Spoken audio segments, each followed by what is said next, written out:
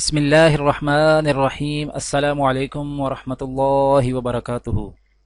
آج کی آیت سورۃ البقرہ، آیت نمبر 196۔ اعوذ باللہ من الشیطان الرجیم۔ وَأَتِمُّوا الْحَجَّ وَالْعُمْرَةَ لِلَّهِ فَإِنْ أُحْصِرْتُمْ فَمَا اسْتَيْسَرَ مِنَ الْهَدْيِ وَلَا تُحْلِقُوا رُؤُوسَكُمْ حَتَّى يَبْلُغَ الْهَدْيُ مَحِلَّهُ فمن كان منكم مريضا أو به أذى من رأسه ففدية من صيام أو صدقة أو نسك فإذا أمنتم فمن تمتع بالعمرة إلى الحج فما استيسر من الهدي فمن لم يجد فصيام 3 أيام في الحج و7 إذا رجعتم تلك 10 كاملة ذلك لمن لم يكن أهله حاضر المسجد الحرام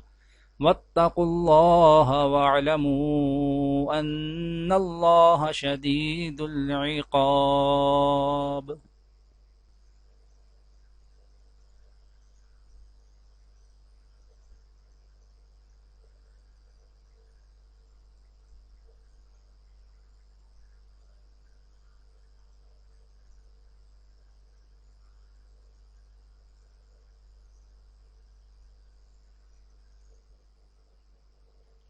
اور حج اور عمرہ اللہ کے لیے پورا پورا ادا کرو۔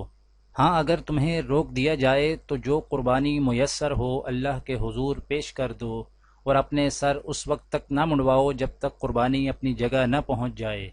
ہاں، اگر تم میں سے کوئی شخص بیمار ہو یا اس کے سر میں کوئی تکلیف ہو تو روزوں یا صدقے یا قربانی کا فدیہ دے۔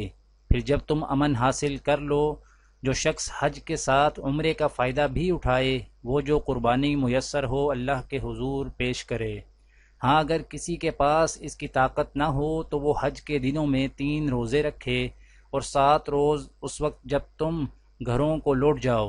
اس طرح یہ کل 10 روزے ہوں گے۔ یہ حکم ان لوگوں کے لیے ہے جن کے گھر والے مسجد حرام کے پاس نہ رہتے ہوں، اور اللہ سے ڈرتے رہو اور جان رکھو کہ اللہ کا عذاب بڑا سخت ہے۔ آج کی دعا۔ رب اوزعنی ان اشکر نعمتک التي انعمت علی وعلى والدی وان اعمل صالحا ترضاه وادخلنی برحمتک فی عبادک الصالحین۔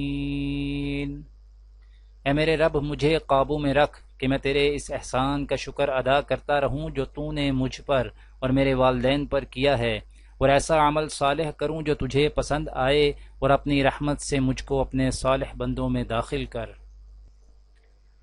آج کی حدیث۔ حضرت انس بن مالک رضی اللہ تعالیٰ عنہ سے روایت ہے کہ انصاری صحابہ نے نبی کریم صلی اللہ علیہ وآلہ وسلم کے لیے کچھ کھجور کے درخت مخصوص کر رکھے تھے تاکہ اس کا پھل آپ کی خدمت میں بھیج دیا جائے، لیکن جب اللہ تعالیٰ نے بنو قریظہ اور بنو نذیر پر فتح عطا فرمائی تو آپ صلی اللہ علیہ وآلہ وسلم ان کے پھل واپس فرما دیا کرتے تھے۔ دعا ہے کہ اللہ تعالیٰ دنیا اور آخرت کی تمام بھلائیاں عطا کرے، عمل کی توفیق دے۔ سبحان ربک رب العزت عما یصفون وسلام علی المرسلین والحمد للہ رب العالمین، آمین۔